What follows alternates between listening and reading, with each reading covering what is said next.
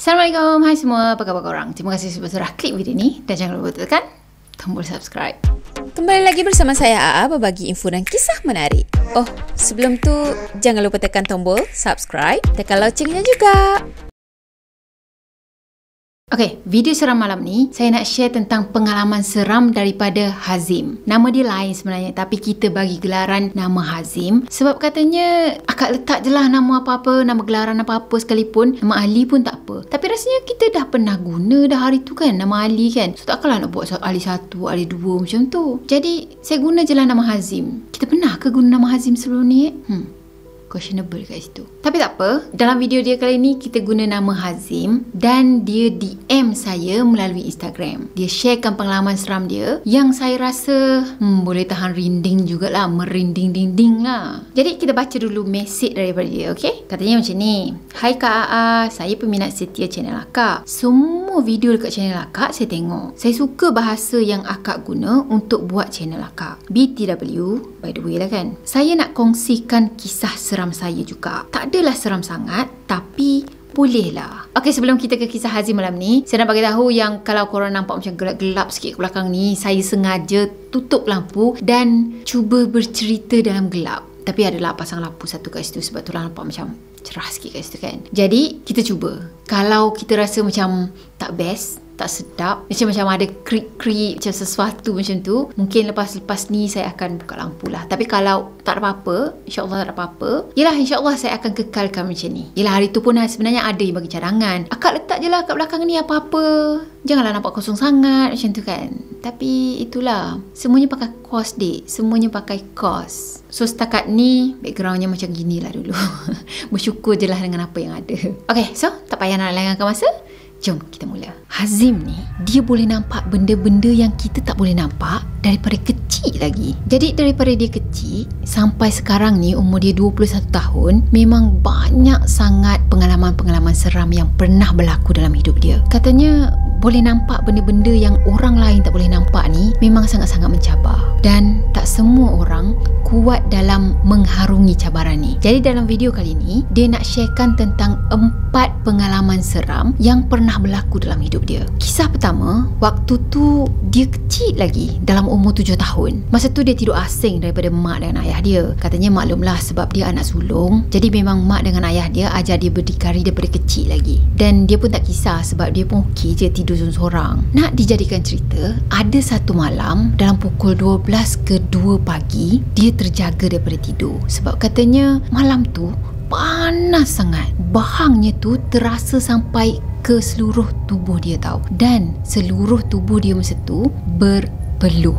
Masa dia tersedar tu, dia rasa lagi yang keadaan bilik tu memang sangat panas. Tiba-tiba keadaan suhu bilik masa tu boleh bertukar menjadi sejuk. Dah suhu bilik tiba-tiba berubah tadi, bulu roma dia pun turut meremang. Dia rasa merinding seluruh badan, seolah-olah macam ada sesuatu masa tu. Memang dia faham sangat dah, kalau bulu roma merinding macam tu, memang ada sesuatu yang tak kena. Cuma nak sedapkan hati masa tu, dia buat tidur tau. Dan masa dia tengah buat tidur tu, tiba-tiba je dia rasa macam katil dia ni bergoyang-goyang. Tapi bukan macam ada orang tengah goyang ke, ataupun ada sesuatu yang tarik katil dia ke. Dia tak rasa macam tu. Dia rasa macam ada yang tengah melompat-lompat dekat atas katil dia tu. Alah, macam budak-budak kecil yang suka main lompat-lompat atas katil tu. Masa tu dia memang takut sangat. Dia cuma pejamkan mata dia. Dia tak nak tengok apa benda yang tengah melompat-lompat tu. Sebenarnya itu adalah first time jadi macam itu. Jadi dia pun beranikan diri dia, ambil semangat, beranikan diri untuk buka mata, untuk hintai apa benda yang tengah melompat-lompat tadi kan. Bila dia buka je mata, astagfirullahalazim, memang dia terkejut sangat sebab dia nampak ada satu sosok yang mukanya ni dah sopak dan rambutnya panjang. Dia memang nampak dengan jelas penampakan tu, dan benda tu tengah gonggong sesuatu macam tulang apa entah. Mata dia pula tepat pandang ke arah mata Hazim. Masa tu memang dia dah tak fikir panjang dah. Dia terus terjun daripada katil dia dan berlari ke arah bilik mak dengan ayah dia. Dah sampai bilik mak dengan ayah dia tadi, dia pun nangis-nangis dekat sana. Dia tak mampu nak bercerita dengan mak dengan ayah dia, dan mak ayah dia cuma tenangkan dia dan juga ajak dia tidur sekali, tidur sama-sama dalam bilik dia orang. Ingatkan habis kat situ je, tapi sebenarnya tak. Mungkin makhluk tu pun tahu yang dia boleh nampak makhluk tu kan. So dia pun macam sengaja je nak tunjuk lagi sekali, nak tunjuk yang memang aku ada dekat sini. Lepas dah mak dengan ayah dia tadi ajak dia tidur sama-sama, masa tu dia perasan katil mak ayah dia ni dekat dengan tingkap. Dah tu dia pun pandang ke arah luar tingkap dan dia nampak ada pocica dekat luar tingkap tu. Pocica tu boleh pergi intai dia yang ada kat dalam tu tau. Masa tu dia memang terkejut sangat. Dia menjerit sampaikan terbangun mak dengan ayah dia ni yang tengah tidur. Jadi malam tu terpaksalah mak dengan ayah dia ni berjaga sampailah dia tidur dulu, barulah dia orang tidur. Esoknya tu dia demam. Katanya biasalah sebab itu first time dia nampak penampakan macam gitu. Okey, kisah yang kedua dia bagi tajuk teman baru. Katanya dulu dia pernah berkawan dengan makhluk ni. Masa tu pun umur dia dalam 7 tahun. Dan katanya masa dia kecil tu, kalau dia nampak apa-apa sekalipun, dia akan cakap dengan kawan-kawan dia ataupun nak cakap dengan orang yang sekeliling dia. So nampak ada orang lalu ke, dia cakap ada orang lalu lah, nampak benda yang macam gini, penampakan macam gini, dia cerita ke orang tu. Jadi semua penampakan yang dia nampak, dia memang akan bagi tahu orang. Jadi sebab itulah katanya daripada kecil lagi memang jarang sangat orang nak kawan dengan dia, sebab orang takut untuk berkawan dengan dia. Ada satu hari tu pada waktu maghrib, masa tu dia duduk dalam bilik duduk baca buku, sebab katanya memang dia tak ada apa-apa nak buat masa tu, so duduk dalam bilik je lah. Dan tiba-tiba tak tahu datang daripada mana, ada seorang kakak ni ajak dia untuk pergi main. Dia pun okey je lah, jom lah main. So dia pun main dekat dalam bilik dia masa tu. Dia main lompat-lompat, lepas tu terkinja-kinja, terlalak-lalak, macam happy sangat lah bermain masa tu kan. Dan tiba-tiba maknya pun datang. Maknya tanya, Hazim, main dengan siapa tu? Masa tu Hazim ni dengan spontannya bagi tahu mak dia yang dia tengah main dengan kawan perempuan ni, namanya Putri. Katanya nama Putri tu dia yang bagi, sebab kawan dia ni tak ada nama, dan sebab kawan dia ni pakai baju yang cantik sangat masa tu macam Putri, so dia pun bagi nama Putri. Baju tu macam putih je, seolah-olah macam puteri bunian macam tu. Ibunya yang tengok keadaan dia macam gitu memang nampak pelik lah kan. Cuma dia biarkan je dan dia tinggalkan Hazim ni pergi buat kerja dia. Katanya lama jugalah dia berkawan dengan Putri ni, sampaikan dia rasa macam dah terasing dah daripada dunia sebenar. Maksudnya dia jarang sangat berkawan dengan manusia nyata, tapi dia banyak menghabiskan masa berkawan dengan Putri ni. Bila dah lama, dah berlanjutan macam gitu, mak dengan ayah ni pun ambil lah inisiatif nak bawa dia pergi berubat, sebab memang dah nampak pelik dah dia masa tu. Jadi mak dengan ayahnya pun bawa lah anaknya ni pergi jumpa dengan Ustaz Din. Dah jumpa dengan Ustaz Din tadi, Ustaz Din pun bagi tahu dia. Ustaz Din cakap jangan terpedaya dengan tipu helah syaitan. Awak tahu tak dengan siapa awak berkawan? Hazim ni pun jawab lah, tak, sebab dia nampak sosok tu adalah sosok seorang kakak dan cantik je, pakai baju putih, bersih. Dah tu Ustaz ni cakap, sebenarnya awak tahu tak, sebenarnya awak dah berkawan dengan hantu langsui. Dah tu Ustaz Din cakap lagi, sebenarnya dia hanya mengaburi mata awak je. Dia tunjuk dekat awak yang dia tu cantik, tapi sebenarnya awak tahu tak rupa dia macam mana? Dah tu Ustaz Din tadi menegaskan, lepaskanlah dia. Kita ada manusia, kita kena berkawan dengan manusia. Masa tu Hazim ni rasa macam berat sangat hati dia untuk lepaskan kawan dia ni pergi. Dia rasa macam dia masih lagi nak berkawan dengan kawan dia tu, cuma sebab semua orang minta untuk lepaskan, jadi dia pun mengiyakan, lepaskan. Tapi tak habis kat situ je, sebab katanya lepas 2-3 hari macam tu, dia tak ada selera makan. Dia cepat ni angin, salah sikit marah, itu marah, ini marah. Seminggu lepas dia jumpa dengan Ustaz Din tadi, dia kerasukan. Apa yang dia ingat, malam tu hujan. Dah tu hujan yang ada angin, ada ribut macam tu. Dan tiba-tiba je badan dia ni rasa macam sejuk sangat. Masa tu ibu dia ada bercakap dengan dia tau, cuma dia macam dengar tak dengar je apa yang ibu dia bagi tahu. Fikiran dia macam hanyut tengok je, dah tu dia slow rasa macam ada sesuatu yang menjala dekat kaki dia. Dan dia terus tak ingat apa-apa lagi lepas tu. Lepas dia tak ingat tu, dia kerasukan, dia mengamuk, dan ibu dia cakap yang kekuatan dia masa tu jadi macam 2-3 kali ganda. Ibu dia terpaksa keluar daripada rumah tu, bawa semua adik-adik dia keluar daripada rumah tu sebab panik,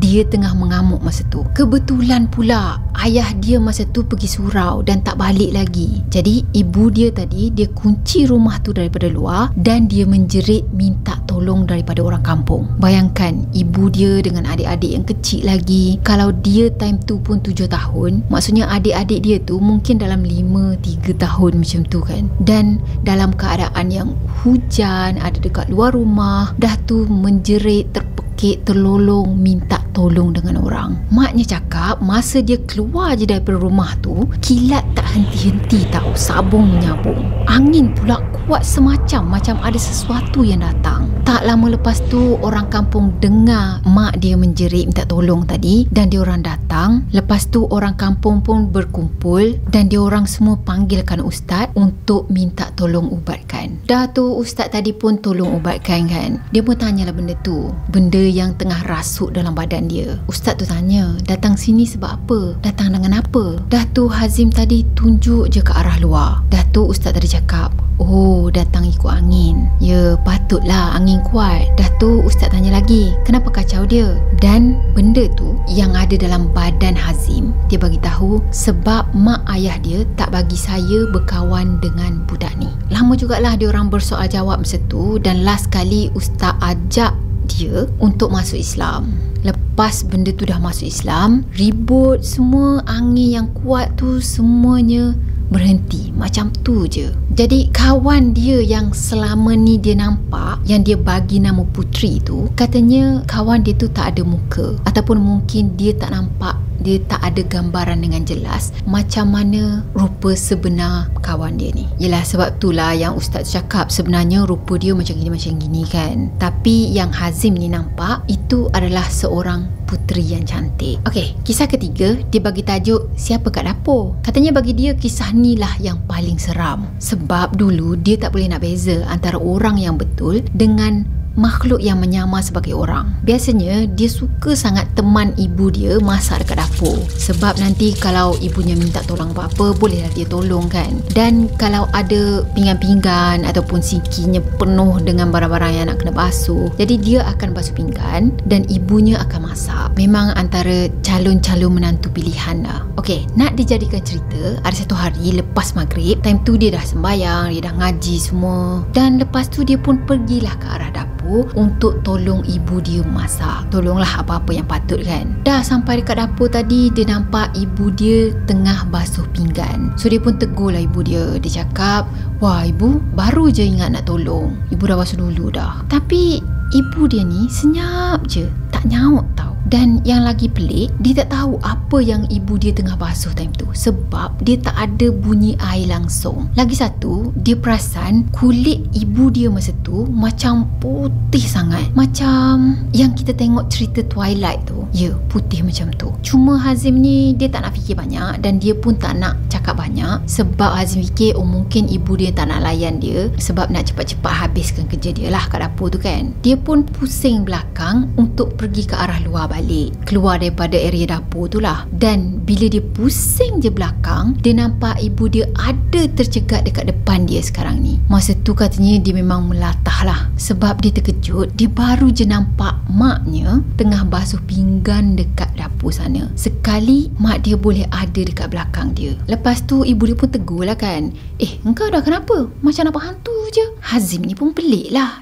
Tadi bukan ibu tengah basuh pinggan ke dekat dapur? Ibu dia pun jawab, mana ada, ibu baru siap ngaji ni sudah, siapa pula yang nampak kat dapur tadi kan. Tapi dia buat dek je time tu, dia terus masuk bilik dia. Katanya sampai kesudah dia memang tak cerita dekat ibu dia. Kisah yang keempat, kisah ni katanya baru je jadi. Dia send cerita ni dalam Ogos hari tu, dan masa dia send cerita ni, kes ni, benda ni baru je jadi semalam. Biasanya dia dengan adik nombor 2 dia memang suka sangat tidur lewat. Yelah, dia orang suka main game, chat dengan kawan-kawan, buat aktiviti-aktiviti semua tu lah. Ingat sekarang kita ada pada zaman moden tau, jadi semua tu adalah normal. Dan katanya adik dia yang nombor 2 tu memang tidur sangat-sangat lewat, kadang-kadang pagi macam tu, sebab dia main game dan dia nak push rank. Dan dia bagi gambaran dekat sini macam yang Mobile Legend tu, katanya kalau push rank barulah best sikit. Tapi maaf dik, akak tetap juga tak faham. Mungkin kalau dah push rank tu dapat beli banyak sikit barang yang best-best kan, mungkin lah lepas tu dapat lah guna senapan yang baru yang lagi hebat, macam gitulah kot kan. Siapa yang tak berapa faham tentang game-game ni, kita geng lah. Okay, malam tu adik dia main game, dia pula tengah layan YouTube channel saya. Hush, bangga. Lepas layan video daripada YouTube channel saya ni, barulah dia start main game. Bagus dek, YouTube akak nombor 1, game nombor 2. Bagus dek. Katanya kadang tu sampaikan bawa nasi tau masuk dalam bilik sebab nak layan YouTube channel saya ni. Korang jangan nanti kena marah dengan mak korang nanti. Katanya nak cerita seram, memang feel habis lah. Okay, malam tu sebenarnya dah agak lewat. Katanya dah nak dekat dengan pukul 12 dah. Lepas dah layan YouTube, dah main game, dia pun nak tidur lah kan, dah mengantuk nak tidur lah. Dah tu dia perasan yang ada orang jalan dan masuk ke dalam bilik air yang ada dalam bilik dia. So dia fikir adik dia tu lah yang masuk tandas kan. Tak apalah, dia nak buang hajat lah tu kot. Dah tunggu dekat luar, tengok-tengok ke arah tandas, tapi tak ada dengar bunyi air pula. Tak ada pun dengar bunyi flush tandas ke apa kan. Dah lama dia tunggu tapi tak ada dengar bunyi apa-apa. Dia pun pergi ke arah tandas untuk cek. Sekali dia cek, pintu tandas tu tak berkunci dan lampu dalam tandas tu pun tak menyala. Kiranya bilik air masa tu gelap je dan dia pun mula rasa tak sedap hati. Masa tu dia fikir, mungkin aku dah kena game dengan benda ni. Lantaklah, malas nak kisahkan. Dah tu dia pun pusing ke arah belakang dan tiba-tiba dia terdengar sesuatu dekat dalam bilik air. Bunyi macam ada orang tengah tiup whistle dekat dalam bilik air tu dan bunyinya sebanyak 3 kali. Lepas bunyi tu dia tetap juga ignore, dia tetap juga buat dek je dan dia pun tutup lampu bilik dan pergi tidur. Masa tu macam-macam lah dia baca kan supaya tak nak kena usik ni. Dan dalam hati dia ni tak habis-habis marahkan diri sendiri. Itulah awal-awal tak nak tidur, kan sekarang dah kena padan muka. Macam itulah dia cakap. Masa dia nak tidur tu, tiba-tiba dia terdengar ada bunyi derapan kaki orang tengah berjalan dekat luar bilik dia. Dalam hati dia ni, ya Allah, janganlah ada benda pelik-pelik pula dekat luar ni. Kalau betul lah ada sesuatu malam ni, memang tak tidur lah dia. So dia pun berselawat, baca surah-surah yang dia ingat, dan last kali tak tahu bila dia tertidur. Sedar esoknya tu dia terus cerita apa yang berlaku dekat ibu dia. The end. Jadi itulah cerita daripada dia dan katanya dia takut tengok benda-benda penampakan-penampakan yang pelik-pelik macam tu kan. Tapi dia bersyukur sangat dengan Allah sebab diberi kesempatan, diberi peluang untuk rasa semua pengalaman ni. Dan dia pesan kalau adalah orang-orang dekat luar sana yang teringin, yang nak buka mata batin tu, katanya tak payahlah. Kalau kita ni tak kuat, hidup kita lepas ni selama-lamanya akan merana. Yelah, ada sebab lah kenapa Allah tak kasih kita nampak benda-benda tu semua kan. Dan hanya ada orang-orang terpilih je yang boleh nampak semua tu. Katanya kalau dah nampak, nak makan nasi pun susah. Saya rasa memang betul lah. Kalau kita boleh nampak benda tu, nak makan nasi susah, nak masuk bilik air susah, nak buat semua benda susah, nak tidur susah, semua akan jadi susah. Jadi bersyukurlah kita, saya yang tak nampak ni, bersyukur je lah. Alhamdulillah kita tak nampak. Rasanya ramai juga kan orang-orang yang boleh nampak penampakan ni semua. Mesti dia orang akan cakap bersyukurlah sebab anda tak nampak. Dan jangan nak ngadi-ngadi untuk buka mata batin lah, buka pintu batin lah.